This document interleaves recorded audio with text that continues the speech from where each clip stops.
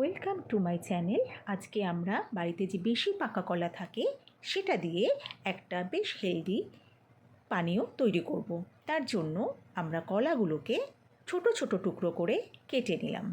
তারপরে সেটাকে একটা মিক্সিং জারের মধ্যে দিয়ে একটুখানি মুখটা বন্ধ করে ওটাকে একটু ভালো করে মেশিনটা চালিয়ে ঘুরিয়ে নিলাম।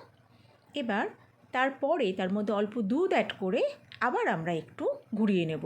তাহলেই কিন্তু রেডি হয়ে যাবে আমাদের এই ব্যানানা শেক।